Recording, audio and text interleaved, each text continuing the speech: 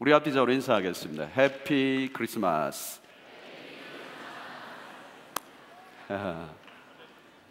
왜 이렇게 싱겁게 해요? 좀 앞뒤좌우로 좀 해요. 이웃들 최소한도 4명을 책임지세요. 동서남북. 안 하네.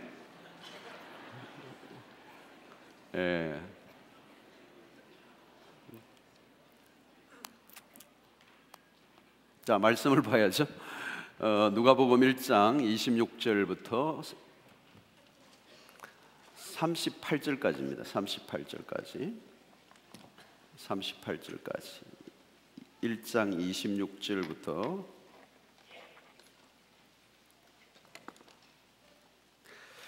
누가복음 1장 26절부터 38절까지 우리 함께 보겠습니다. 같이 볼까요? 시작. 여섯째 달에 천사 가브리엘이 하나님의 보내심을 받아 갈릴리 나사렛이라는 동네에 가서 다윗의 자손 요셉이라는 사람과 약혼한 처녀에게 이르니 그 처녀 이름은 마리아라. 그에게 들어가 은혜를 받은 자의 평안할지어다. 주께서 너와 함께 하시도다 하니 처녀가 그 말을 듣고 놀라 이런 인사가 어찌함인가 생각하며 천사가 이르되 마리아여 무수하지 말라. 내가 하나님께 은혜를 입었느니라. 보라 내가 잉태하여 아들을 낳으리니 그 이름을 예수로 하라. 그가 큰 자가 되고 지극히 높으신 이의 아들이라 일컬어질 것이요 주 하나님께서 그 조상 다윗의 왕위를 그에게 주시리니 영원히 야곱의 집을 왕으로 다스릴 것이며 그 나라가 무궁하리라. 마리아가 천사에게 말하되 나는 남자를 알지 못하니 어찌 이 일이 있으리이까. 천사가 대답하여 이르되 성령이 내게 임하시고 지극히 높으신 이의 능력이 너를 덮으시리니 이러므로 나실 바 거룩한 이는 하나님의 아들이라 일컬어지리라. 보라 내 친족 엘리사벳도 늙어서 아들을 배웠느니라. 본래 임신하지 못한다고 알려지니가 이미 6달이 되었나니 대저 하나님의 모든 말씀은 능하지 못하심이 없느니라. 마리아가 이르되 주의 여종이 오니 말씀대로 내게 이루어지이다 하매 천사가 떠나가니라. 아멘. 어떻게 어제 크리스마스 이브 잘 보내셨습니까? 뭐 했어요? 데이트 했어요? 혼자 기도했어요? 상대를 달라고?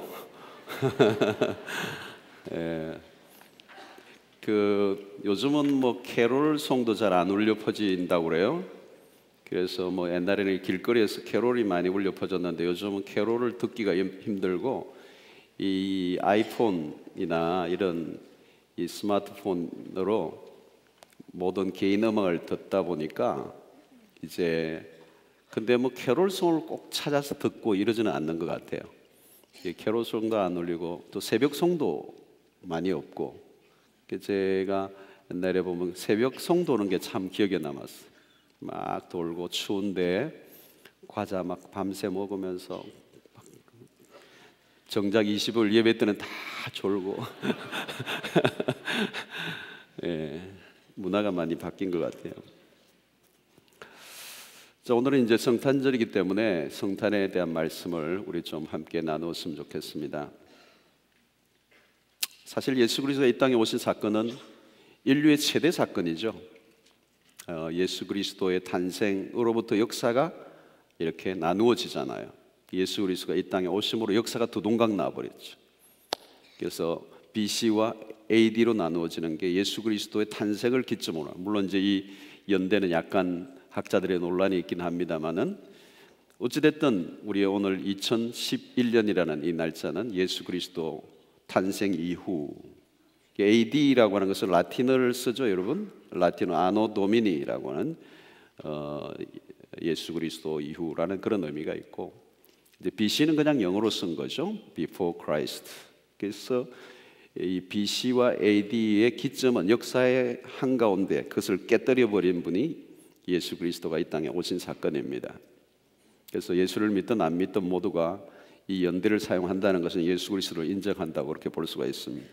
그래서 우리는 역사를 영어로 히스토리라 그러는데, 그래서 이것을 가리켜 우리는 His story라 그렇게 하죠. 그분의 이야기, 예수 그리스도의 라이프, 그 역사들을 우리는 역사라고 얘기합니다.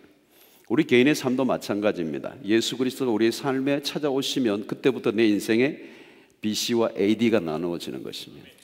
그래서 예수 그리스도를 지금 믿으신 분은 이제 AD가 시작된 거예요.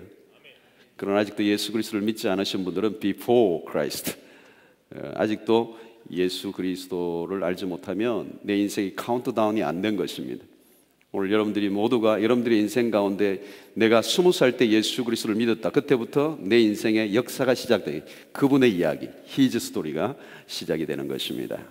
그래서 그때부터 우리의 인생에 놀라운 일들이 일어나죠. 그래서 이 예수 그리스도가 이 땅에 오신 사건이 하나님의 신분이 인간으로 오셨다라고 하는 이 부분은 놀라운 일이죠. 어찌 하나님이 인간이 되시고 특별히 여자의 배에서 동정녀 탄생을 했다. 그래서 이 가장 오늘 시대에 이슈가 되는 것 중에 하나가 하나님이 인간이 되시고 그 인간이 되시는 과정이 동정녀의 탄생 사건입니다. 많은 지성인들이 이것 때문에 예수를 믿지를 못하죠.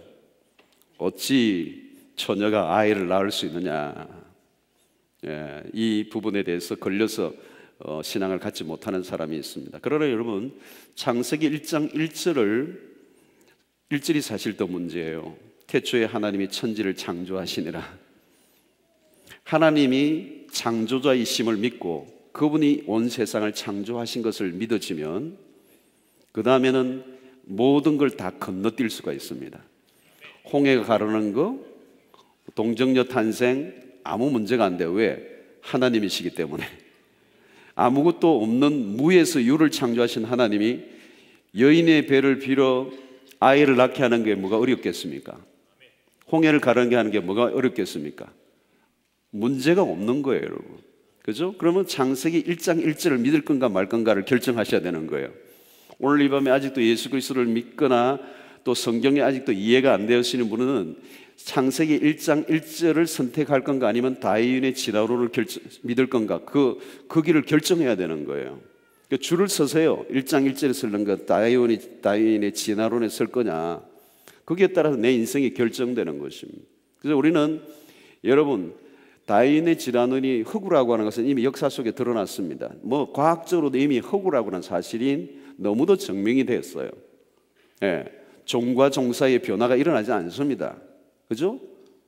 원숭이는 원숭이지, 원숭이가 지내서 사람이 되었으면 우리가 이렇게 명절 때마다 동물원에 가서 인사해야죠. 가서 변하지 않습니다. 종과 종의 변화가 일어나죠. 그래서 이게 진화론자들이 끊임없이 연대를 늘어뜨리는 이유가, 그것을 이제 진화의 과정을 설명하려고 하니까 역사가 오래 가는 거예요. 아무리 진화해도 원숭이는 원숭이라고요. 종과 종의 변화가 일어나지 않는다는.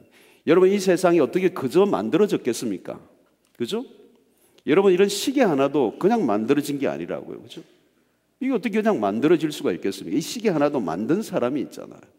디자인을 한 사람이 있고 만든 공장이 있고 모든 이 공정의 과정이 분명하게 만들어졌지. 이게 어느 날 뭐 돌을 던졌더니 그게 뭐 구르다가 뭐 이게 뭐 식으로 변했네, 뭐 이런 거 없잖아요. 책을 쓴 사람이 있잖아요. 책을 쓴 사람이 있을 거예요. 근데 뭐 원숭이가 뭐 이렇게 두들겼더니 그게 뭐 글이 됐다, 이런 건 없잖아요. 그러니까 정확한 원인, 오늘 이 세상에 온 우주 만물, 제가 기가 막힌 DVD 하나 있는데 그게 이게 공적으로는 보여줄 수 없는 거잖아요. 법적으로. 여기서 한번 보여주면 너무 멋진데, 호주에서 내가 가져온 기가 막힌 게 있는데, 그걸 보면요, 이 우주 천계에 대해서 우주를 이제 연구한, 천계를 연구한 사람의 과학자와 그런 이론을 빌어서 탁월한 설교자가 한 분이 있어요. 그래서 우주의 막 그냥 어마어마한 세계를 보여주는데 그 앞에 우리는 그냥 졸도할 정도에 하나님이 만드셨다라고 하는 이 사실을 보여주는데, 이 우주가 얼마나 큰지, 그리고 지금도 끊임없이 지구보다 훨씬 더 큰 별들이 만들어지고 있다는 사실, 그리고 그것을 보여주는데 어디는 막 소리를 내고 있고요, 찬양을 하고 있고요. 그 갤럭시인가요? 그 어떤 부분에는 보면요, 쫙 비추는 십자가가 쫙 나오고요, 막 뷰티풀. 그 어마어마한 걸 만들어줬는데, 여러분 우리의 존재가 얼마나 미미한 존재인지, 여러분 우주 속의 지구라고 하는 우리가 얼마나 작은 존재인가 하는 것을 얘기하면, 마치 여러분 이 지구 전체에 우리가 지금 이 해운대에 살아요. 해운대에 어느 이제 여기 동산 마리나 아파트 산다고 칩시다. 근데 그 아파트 안에 그 화장실 안에 파리가 한 마리 붙어 있다고 생각합시다. 우주 전체에, 이 지구 전체에 그냥 동산 마리나 아파트에 화장실에 파리가 한 마리 붙어 있다. 그게 나라고 하는 존재, 우주 속에 나라고 하는 존재로 비교해도 비교가 안 된다. 그러니까 그 정도로 우리는 우주 속에 너무도 미미한 존재예요. 그러니까 점을 찍어도 볼 수가 없는 거예요, 여러분. 이 지구도 여러분 우주 속에 보면 점 하나도 안 돼요. 설명이 잘 안 돼가지고 참. 근데 나를 위하여 하나님의 아들, 창조자이신 그분이 인간이 되셔서 나를 위하여 죽으셨대요. 어메이징. 그러니까 우리가 뭣도 몰라가지고 까불지, 하나님의 은혜와 진리를 깨달으면요, 그 광대함 속에 그 창조자이신 그분이 인간이 되셨다는 거, 이거는 상상을 할 수 없는 거예요. 근데 여러분, 이 동정녀 탄생을 못 믿는 거예요, 사람들이.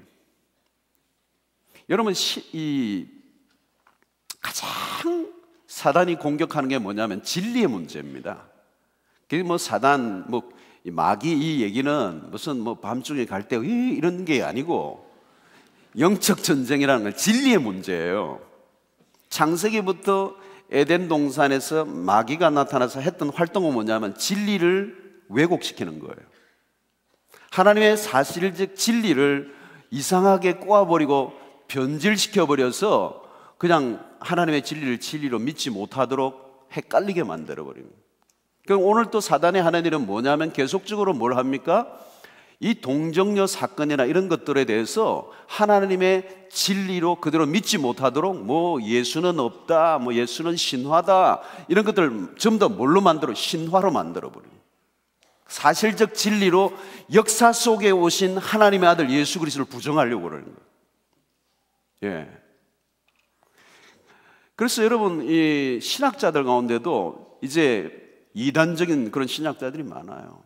예수 그리스도가 인간으로 오셨다는 것을 믿지 못하도록 만드는 거, 이게 이단, 역사 속에 계속 이단으로 온 거예요.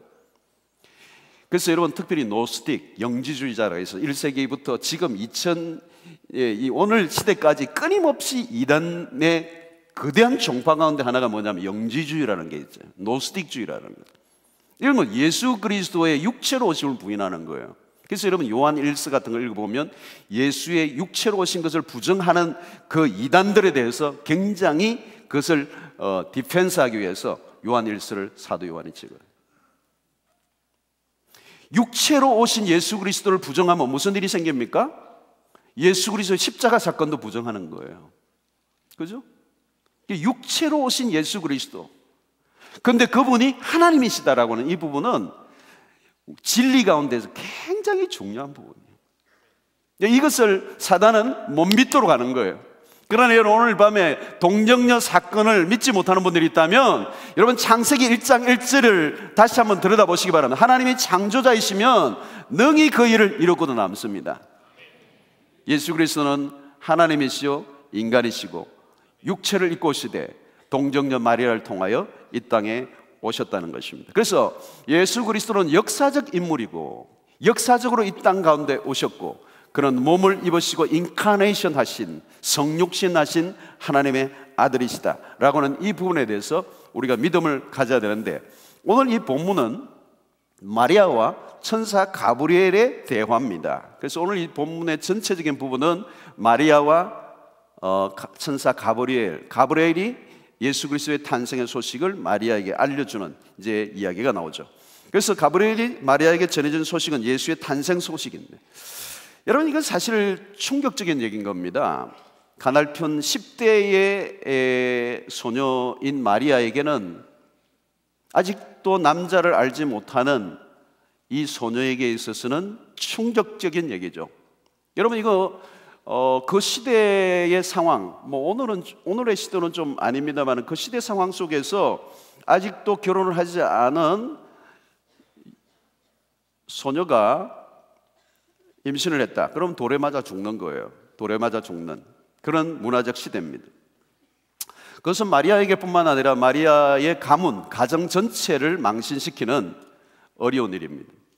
요즘 같으면 그건 크게 문제가 아니에요. 부모의 손에 끌려서 산부인과에 가서 강제로 낙태 수술을 받게 될 일일지도 몰라요.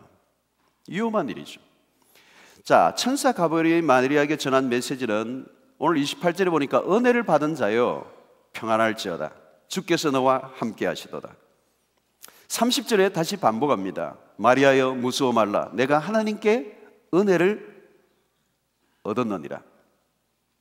자, 오늘 여기서 마리아는 은혜를 받은 자라는 표현을 이 천사가 알려줍니다. 은혜를 받았다는, 여러분, 이 은혜라는 이 말이, 단어가 우리가 굉장히 많이 쓰지만 쉽고도 어려운 단어예요. 설명될 듯 하면서 설명 안 되는 게 은혜예요, 여러분. 오늘 또 우리가 구원을 얻은 것을 은혜다라 얘기할 때 그거 알 듯 하면서 모를 듯 하는 거예요. 교회도 그래요. 부흥하는 게 어떻게 부흥이 됐습니까? 은혜입니다. 알 것 같기도 하고 모를 것 같기도 하고.